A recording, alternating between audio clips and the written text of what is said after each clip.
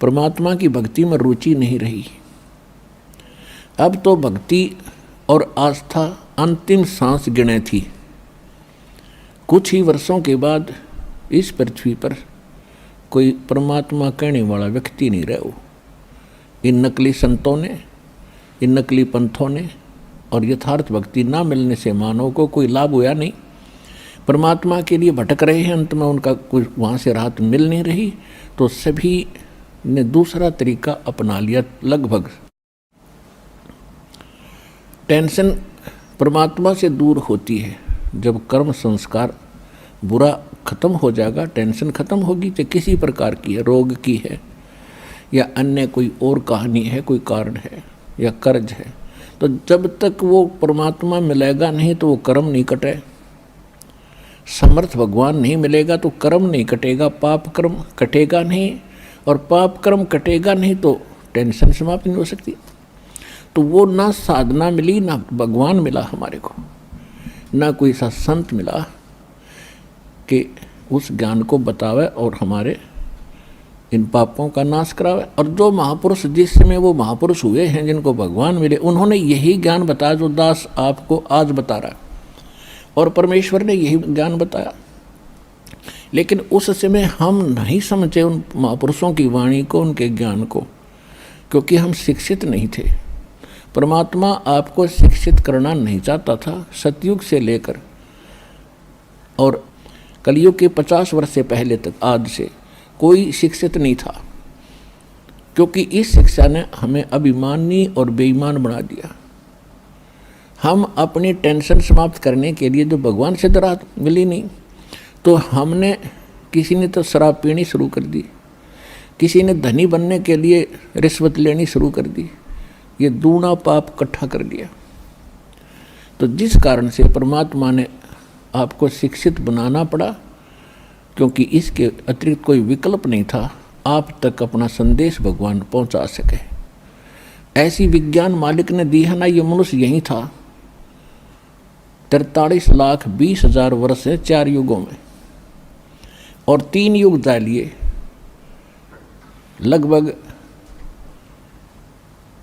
लगभग 40 लाख 39 लाख वर्ष जा चुके एक चतुर्युगी के। तो अभी तक हम शिक्षित नहीं हुए, क्योंकि परमात्मा नहीं बनाना चाहता था आपको बेईमान, अहंकारी, अभिमानी।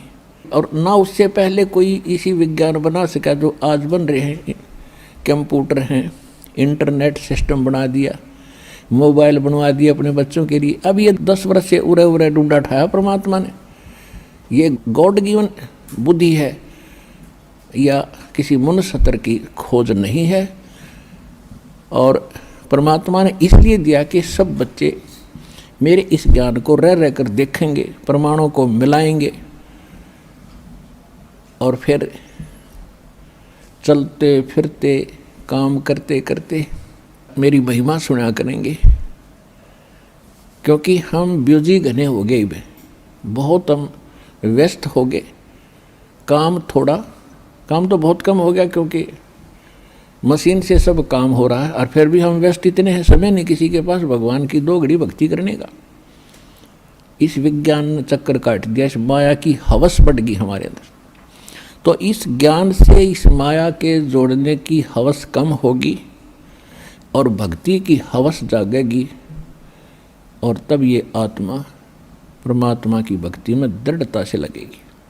तो उसके लिए भगवान ने ये समय सेलेक्ट किया, और वो सच्चा ज्ञान, सच्ची भक्ति, यथार्थ भक्ति विधि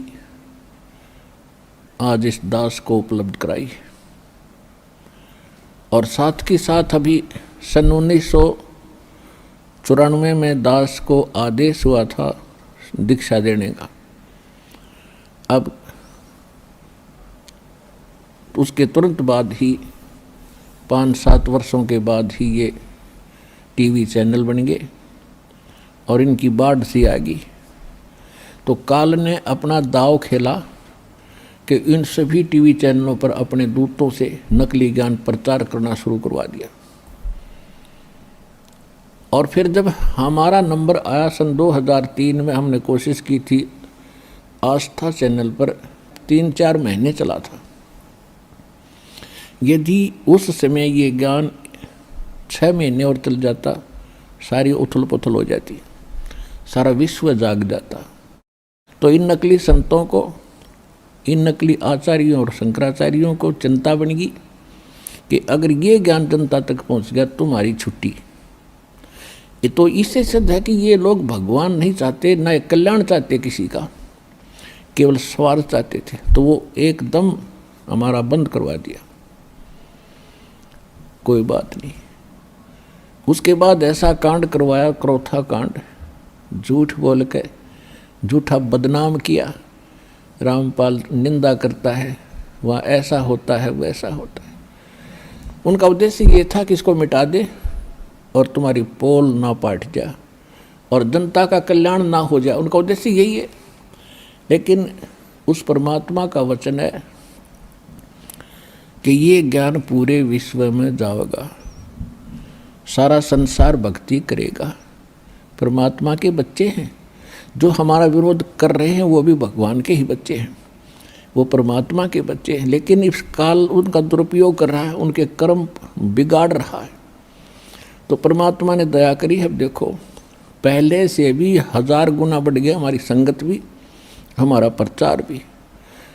तो ये परमात्मा का चलाया मार्ग है। उसके एक वचन से सारे ब्रह्मांड बन गए और अपने स्थान पर घूम रहे। इनको रोक के दिखाओ वैज्ञानिक। इसी प्रकार ये परमात्मा का वचन है। उसके वचन से ये ज्ञान पूरे विश्व में जाएगा और 2 दिन आगे पीछे सबको मानना पड़ेगा, क्योंकि बहुत दिन देख लिए परमात्मा ने अपने बच्चों को तड़फते भुगतते। 3 युग दे दिए काल को और कितना संतोष किया मालिक ने। किसी का बालक दुखी हो, माता पिता को चैन नहीं होती। अब उनको मालूम था ये दुखी हैं। सतयुग त्रेता द्वापर में भी दुखी थे, लेकिन इतने नहीं थे जितने कलयुग में हो गए। तो इस कलयुग में यहाँ तक आना था आपको लेकर के, और अब आपको वो ज्ञान देना है। अपनी शरण में पूरे विश्व को मालिक ने लेना है और आपका कल्याण होगा, पूरे विश्व का कल्याण होगा। ये परमात्मा का वचन है। अब विश्व में कोई जीव सुखी नहीं है आज के दिन, और जो साधना वो करते थे वो भी फेल हो ली, क्योंकि वो करते करते दुख आ गया आप पे, तो वो साधना ठीक नहीं। भगवान की भक्ति से दुखी व्यक्ति सुखी होता है, और करते करते दुख हो रहे, कैर टूट गए, तो वो भक्ति नहीं है, साधना नहीं है, और वो भगवान नहीं है जिसकी आप साधना करते थे। तो अब परमात्मा ने वो रजा बख्शी है कि यथार्थ ज्ञान इस दास को दिया है। और सन 1994 से लेकर आज तक लगभग 20 वर्ष हो गए हैं।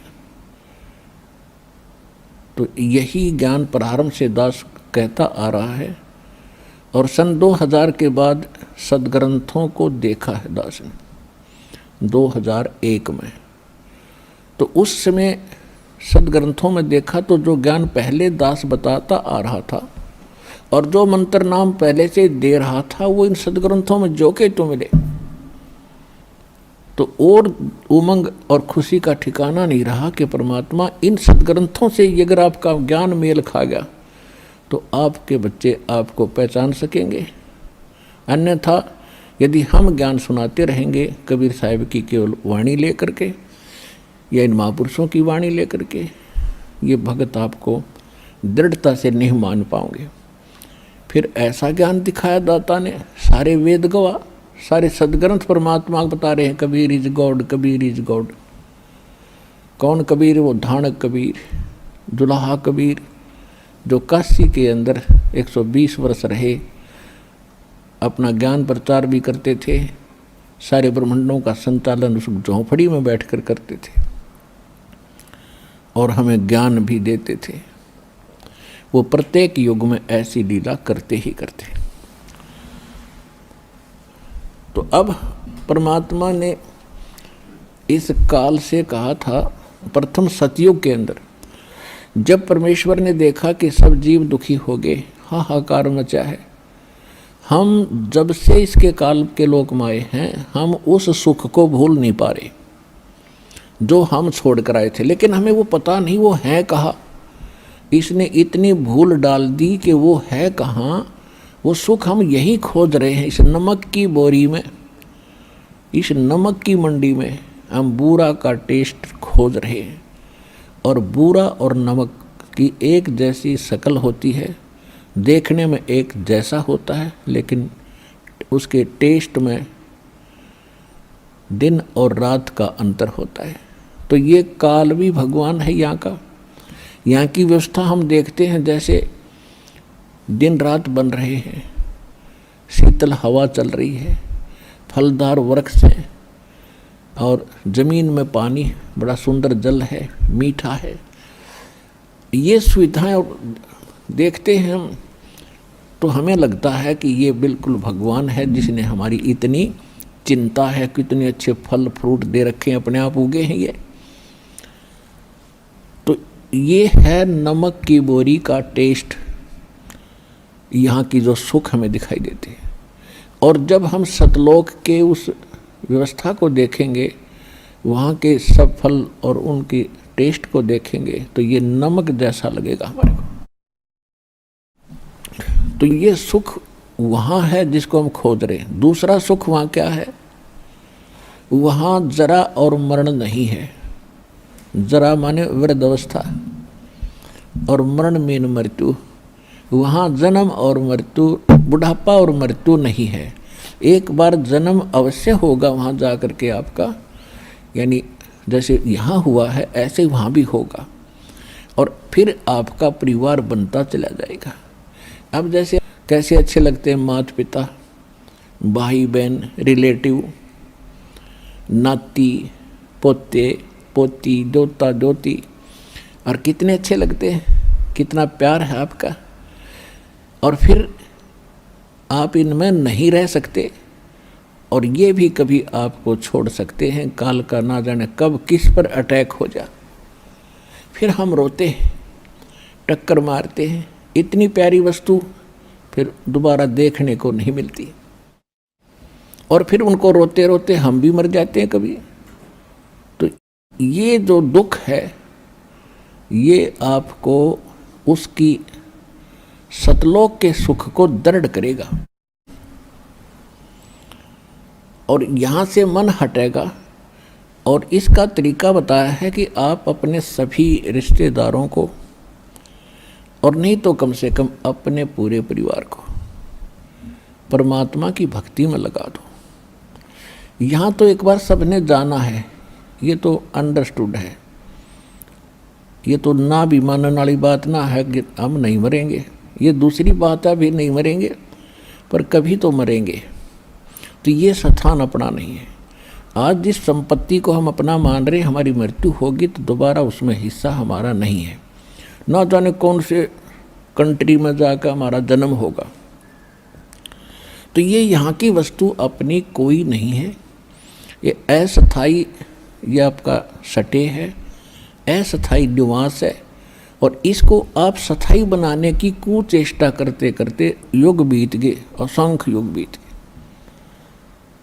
मरते हैं, फिर सोचते हैं कोठी बनाएंगे, बंगले बनाएंगे, ठाठ से रहेंगे, इतने मृत्यु हो जाती है। ये हमारी भूल ही है, बाकी फिर उसी स्पीड से लगे हुए। तो यहाँ से हटने के लिए इस ज्ञान को आश्रय बनाना पड़ेगा, अपने आधार बनाना पड़ेगा। और उसके बाद फिर इस भक्ति करो। जब तक आप रहोगे, भक्ति करोगे, तो आपके जो प्रिय सदस्य हैं परिवार के, उनकी भी सुरक्षा भगवान करेगा। जब तक यहाँ रहोगे तब तक दुख दूर हुआ, और जाओगे, जब आराम से जाओगे, भक्ति करने वाले की मृत्यु ऐसे होगी कि आपको पता भी नहीं लगेगा। ऐसे जाओगे पटदेसी, और आप बैठे पाओगे सतलोक में, परमात्मा के साथ घूम रहे होगे।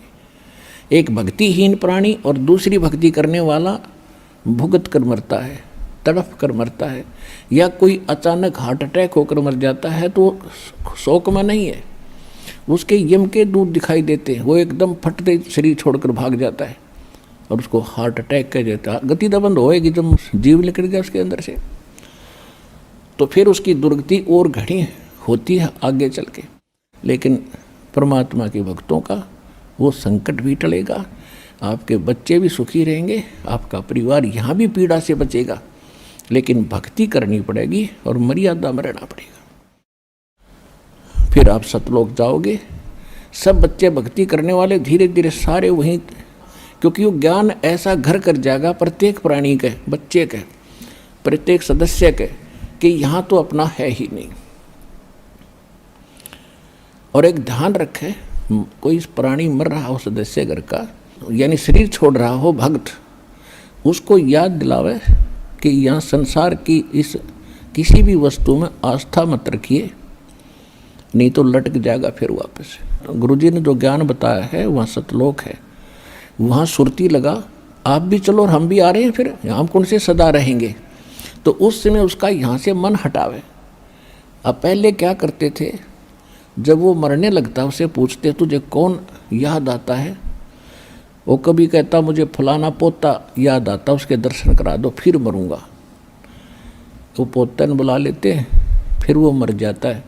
यानी वो आस्था फिर वहीं रहेगी, वापस वहीं आकर उस पोते का मनमाना भैंस बन कर खड़ा हो जा, या कुत्ता बन कर गली में आकर बैठ जाएगा उस पोते के, और पोता मारेगा सिर में लठ फिर। तो ये बात आपने याद रखनी पड़ेगी। ठीक है, जब तक आपका संस्कार है प्यार से रहो, और इनको भी भगवान के बच्चे जानकर उनकी सेवा करो, अच्छा मार्गदर्शन करो, प्यार से रखो, बुराइयों से बचाओ और भक्ति पर लगाओ। ये आपका परम कर्तव्य बनता है। अब जो प्रसंग चल रहा है कि काल भगवान ने परमात्मा से एक वचन लिया था। परमात्मा ने जब देखा कि यहाँ जीव घने दुखी हो गए, किसी की टांग कट रही है, किसी की माँ मर गई, किसी का पिता मर गया, कोई किसी कष्ट से दुखी है, कोई किसी कष्ट से दुखी है, कोई गधा बन गया, कोई कुत्ता बना दिया। ये परमात्मा को आपकी जो पुकार वहाँ मालिक के चरणों में पहुँची, हाहाकार मची। अब जैसे हम भी, जैसे श्री विष्णु जी के पुजारी था ये दास, श्री कृष्ण राम का और हनुमान जी का, और फिर भी लास्ट में न्यू कहा करते, कोई आपत्ति आ जाती, हे सच्चे भगवान, हे सच्चे मालिक। यानी इनसे हटकर वृत्ति कहीं और जाती थी सच्चे मालिक पर। हम उसको अब पता चला, ये सत साहिब जिसे कहते हैं यही है वो सच्चा मालिक, यानी रियल गॉड, वास्तव में परमात्मा। अब पता चला वो सच्चा मालिक कौन है, और वही सब दुख निवारण करने वाला है। तो उस सच्चे मालिक ने हमारी पुकार सुनी। तो परमात्मा प्रथम बार जब इस काल की सृष्टि में आए, तब इस काल भगवान ने परमात्मा से विवाद किया था, क्योंकि परमेश्वर अपने पुत्र जोगजीत के रूप में थे। तो उसने, काल ने ये सोचा कि ये जोगजीत आया है तो परमात्मा का कोई संदेश लाया होगा।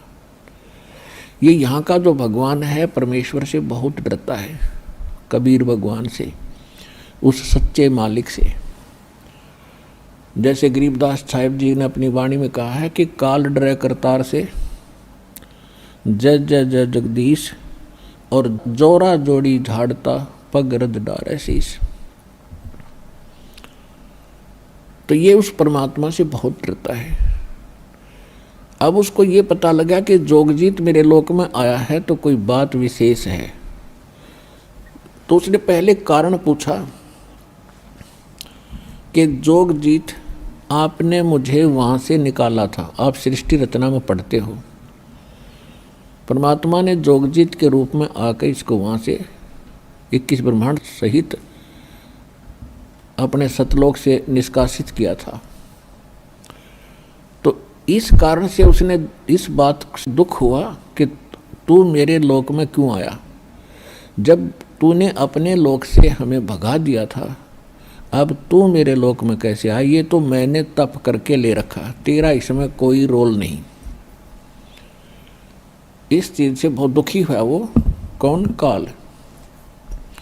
फिर उसने सोचा कि ये कोई संदेश लाया होगा, पहले वो पूछ लेता हूं, फिर इसके साथ मैं युद्ध करूंगा, इसको पीटूंगा। तो परमात्मा जोगजीत रूप में खड़े थे, उन्होंने कहा कि सुन ले काल, परमात्मा का संदेश सुन ले तू।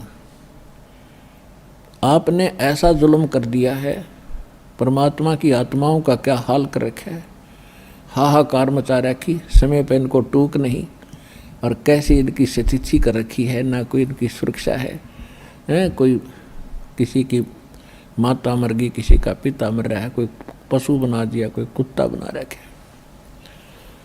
ये हालत भगवान से देखी नहीं गई, इसलिए मैं आया हूँ और सुन ले उसका संदेश।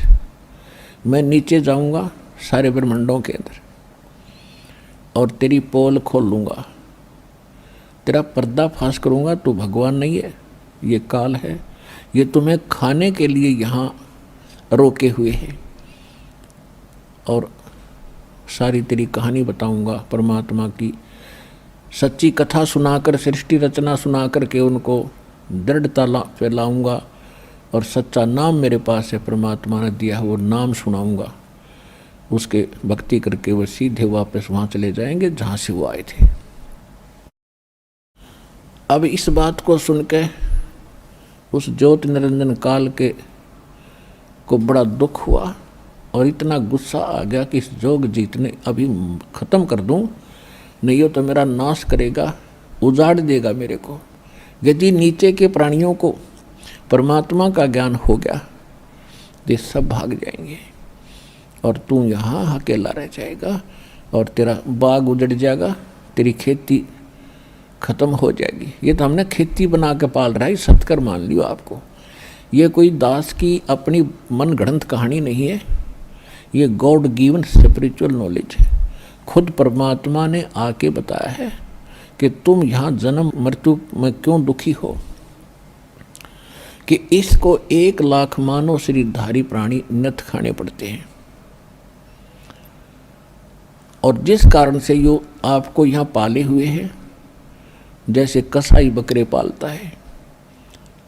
पुण्यात्माओं, जिस दिन आपका यह भांग उतर जाएगी ना, इस यहाँ का नशा उतर जाएगा इस काल का, ये झूठे व्यवस्थाओं को आप देख करके भूले फिरते हो, कोई मंत्री बन गया, कोई महामंत्री बन गया और भटक रहे हैं, सारा दिन इस खिलौनों से खेल कर जीवन नाश कर जाते। आज तो महामंत्री बन गया, प्रधानमंत्री बन गया, सारी पृथ्वी का पति बन गया, अगले जन्म में क्या होगा? गधा बनेगा, वह कहाँ जाएगी इतनी प्रभुता? तो परमात्मा ने अपने बच्चों का अगला दुख दिखाई दे है, और हमें ज्ञान हो गया, हमें भी इनका अगला नेक्स्ट कदम दिखाई देता है, कुएं में गिरेंगे जाते ही। तो हम चाहते हैं इनको, इनके हाथ पकड़ लें, कुएं में ना गिरने दें, इनको सत भक्ति और सत्ज्ञान बता के यथार्थ भक्ति और यथार्थ कमाई या भक्ति की इधर रुचि पैदा करें। ये हमारा कर्तव्य बन गया भगवान के आदेशानुसार। तो इस काल ने आपको ऐसे पाल रखा जैसे कसाई बकरे पालता है। अब आप देखते हो कसाई के बकरों को, बकरे और बकरी नर मादा दोनों इकट्ठे छोड़ देता है, एक बड़ा हा चरागाह बना देता है, खेत घास फूस झाड़ बोझड़ों वाला, और उसके चारों तरफ बाड़ लगा देता है, एक शेड बनाता है, एक झोंपड़ी उनके लिए गर्मी सर्दी से बचाने के लिए, और एक सरोवर बना देता है, तालाब वहाँ पर उनके पानी पीने के लिए, वहाँ चरते हैं, पानी पीते हैं, गर्मी सर्दी से बचने के लिए वृक्षों के नीचे या शेड के नीचे आ जाते हैं। और वो कसाई जब जाता है उन बकरों के पास तो ये समझते हैं, या कसाई के नौकर जाते हैं तो वो ये भोली प्राणी ये समझते हैं कि बड़े दयालु हैं, सारे हमारी कितनी केयर टेक करते हैं, कितनी देखभाल कर रहे हैं और कैसी सुविधा दे रखी है, तो वो बहुत नेक स्वामी नज़र आते हैं।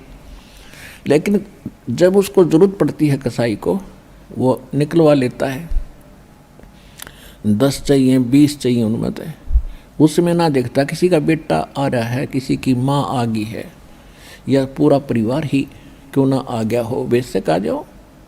कसाई किसे कहते हैं?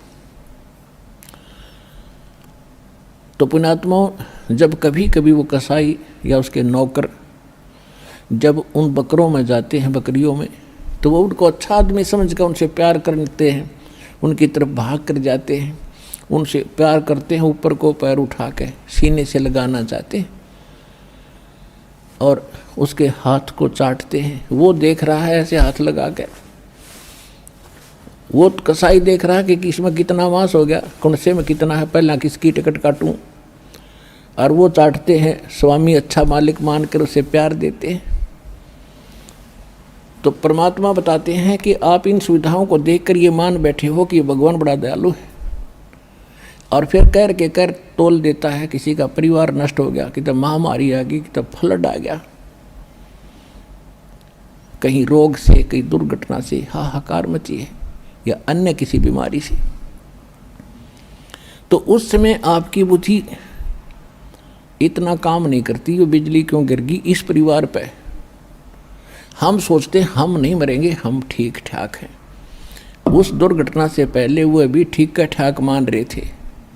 तो यह भूल मिटेगी इस सत्संग से, क्योंकि ये सत्संग है और भगवान का दिया हुआ बताया हुआ ज्ञान है, 100% सत्य है।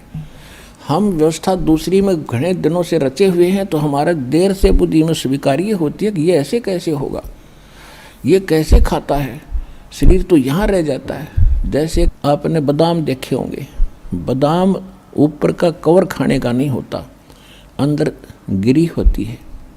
इसी प्रकार ये बॉडी जो ऊपर की है, ये तो अंदर गिरी बनाने के लिए कवर है, यानी सूक्ष्म शरीर है इसके अंदर। उसके अंदर हम सारे जीवन में जो खाते हैं, पीते हैं और जो भी व्यसन करते हैं, उन सब का अंश उस सूक्ष्म शरीर में लिप्त हो जाता है। शेष तो बॉडी इस स्थूल शरीर के पालन पोषण में लग जाता है और कुछ उसके अंदर समा जाता है। जैसे आप देखते हो ओका, बीड़ी और शराब, ये भुक्की और ये अफीम, ये खान की चीज़ है और सबसे ज़्यादा सबके घर में पहुंच गई है। कलयुग में शायद ही कोई व्यक्ति बचा हो, व्यक्ति बचा है तो घर नहीं बचा है। तो ये क्यों खा रहे हैं? क्योंकि ये मन है, इसने अपना एजेंट छोड़ रखा है, काल का दूत है ये दूसरा रूप काल का समझो। और ये चाहता है कि ज़्यादा टेस्ट ये खाए, हुक्का पाड़े, तम्बाकू पीवे, खावे, इसका उतना ही अंश उसमें जाएगा सूक्ष्म शरीर में। और फिर उनको भून कर एक तपस्या बहुत बड़ी तई सी है पत्थर की, उस पर डाल देता है 1 लाख प्राणियों को, सूक्ष्म शरीर को। ये स्थूल शरीर यहाँ रह जाता है। इसके हम अंतिम संस्कार में लगे रहते हैं, कभी इसका पिंड भरवाते हैं, कभी गंगा में डलवाते हैं, कभी तेरहमी करते हैं, और वो तपस्या भुना जा रहा होता है। तो फिर उसमें से जो गंध निकलता है, उन सूक्ष्म शरीर को भून के, जीव मरता नहीं सूक्ष्म शरीर में, लेकिन दुख घना होता है, उसको ये काल खाता है। जिस कारण से आपको यहाँ ये पाले बैठा, रोके बैठे।